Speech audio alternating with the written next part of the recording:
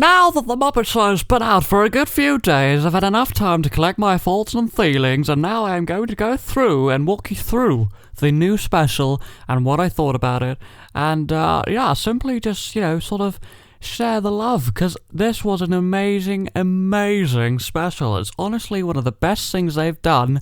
It's the best thing they've done in like 20 years. It was absolutely crazy. Now, this special truly got the Muppet vibe. The characters were just on point. I loved Matt's Kermit personally. It's like I genuinely thought it was really good. So there's so many things that we should talk about. I'm going to walk you through it. So the beginning of the episode, we start off with the ambient shots, some of which were featured in the trailers that were leaked before the actual thing came out. Or there were ambient shots, of the stage and theatre with no light, sort of dimmed down before anybody arrives. The first character we see, which I love, was Beauregard, who is obviously the janitor, who was featured in the later series of the original Muppet Show.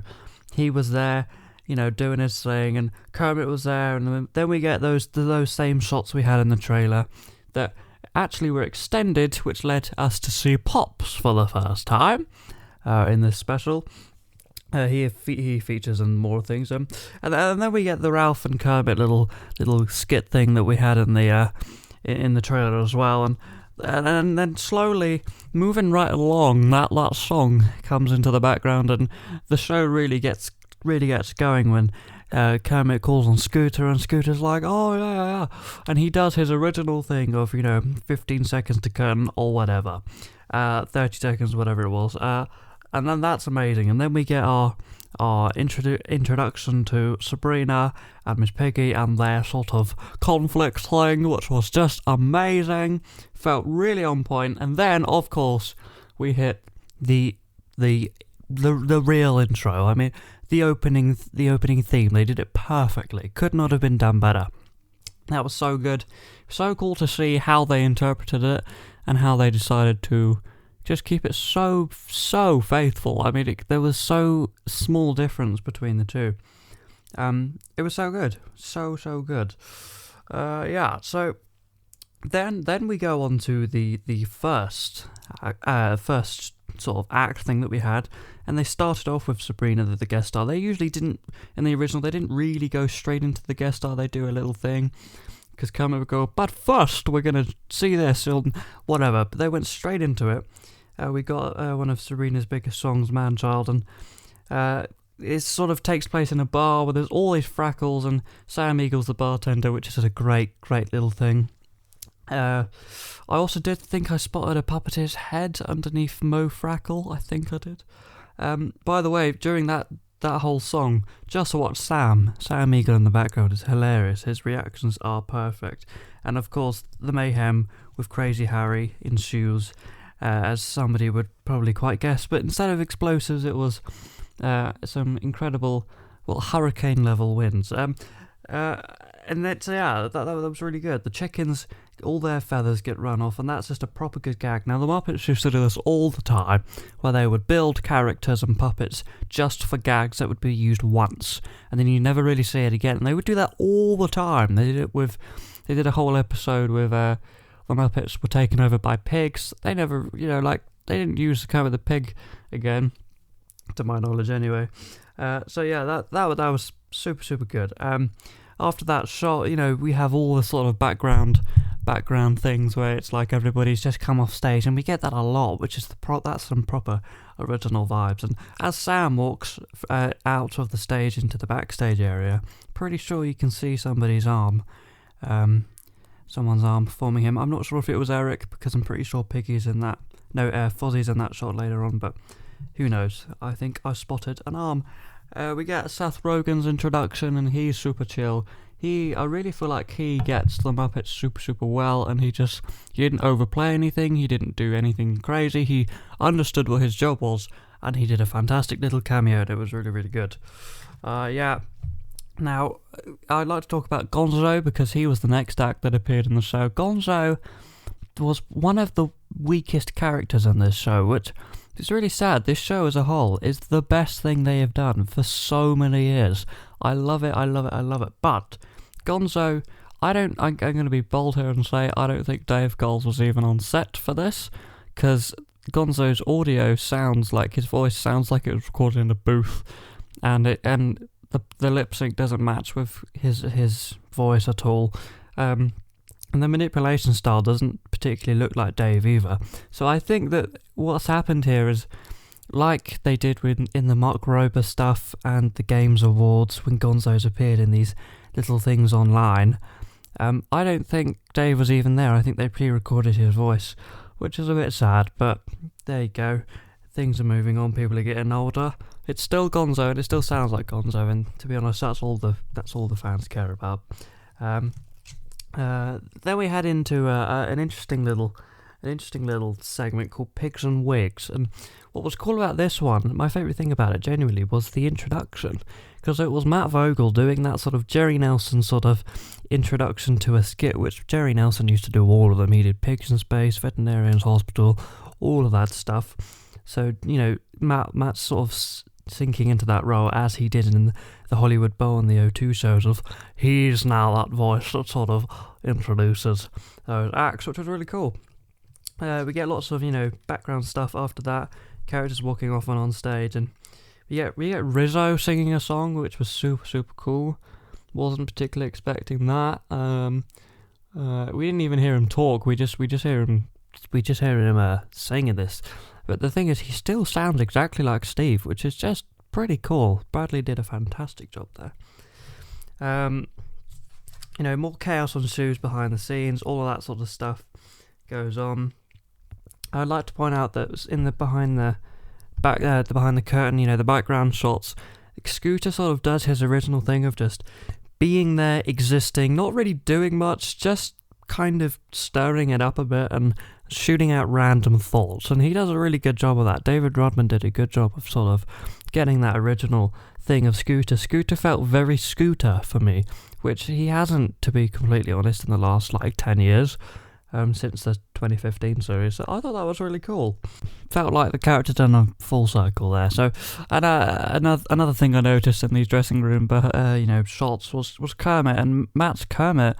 There used to be a really easy way to just distinguish who was who from photos or silent videos. Obviously the manipulation, but Kermit's eye, his left eye, was always lower than his right. And that's just the way the human hand works, right? If you have your hand in the Kermit position, your right side of the hand, or the left side, if you're watching as a viewer, will be lower. But Kermit seems to be very like well-rounded, and the shape looks very nice and a lot more like Jim's, and I prefer that look to Steve's quite a bit. And yeah, I think Matt's really getting a grip of the puppet. It looks amazing. We get all these shots of Maya Rudolph and Beautiful Day, and those are interesting. Beautiful Day, the puppet, looks really old. It doesn't look like they rebuilt him. He looks old. Anyway, the next act we had was Bunsen Honeydew doing Muppet Louds of Beaker again, and I noticed something with Bunsen. They green screened out his sleeve for the performer to perform the live hat.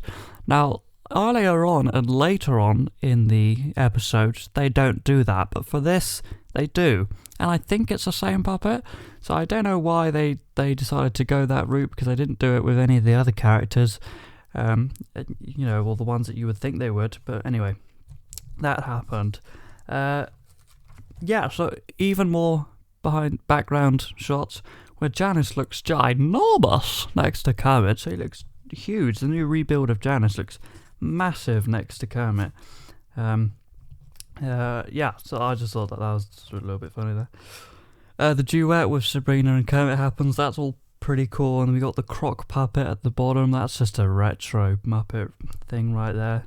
And for the first time in Muppet history, we see back, when the curtains close, we get to watch the characters, pack down after that act had happened. Now, we've seen similar things to this, but I feel like this was the most extensive view of seeing this happen. So we get to see the characters talk after they've just done their thing.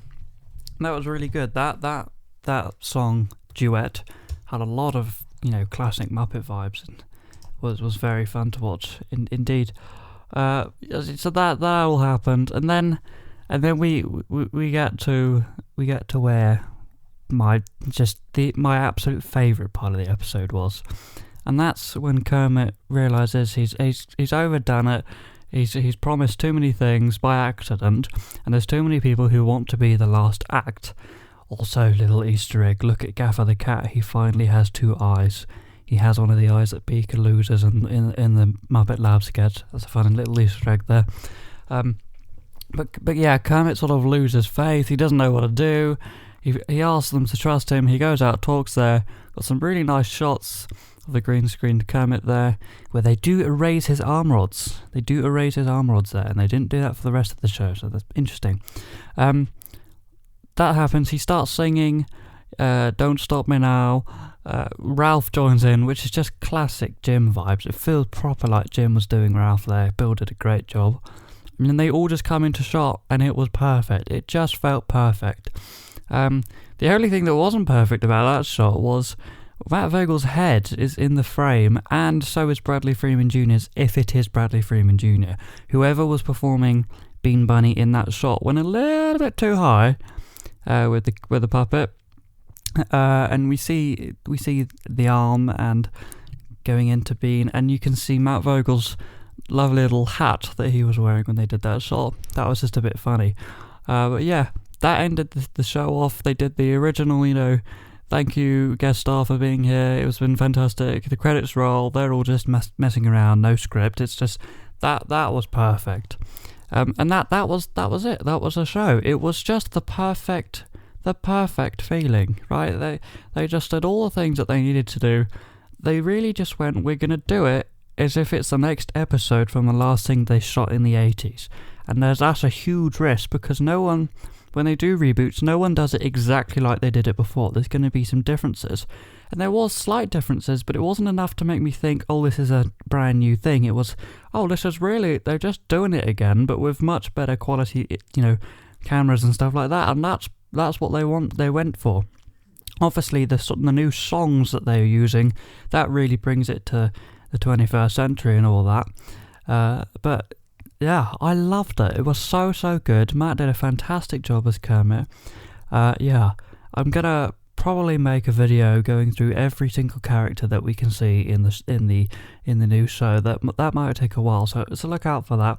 It's been amazing. I hope you all enjoyed it too. And yeah, thank you for following me on YouTube as we built up to this amazing event that happened. So yes, thank you very much.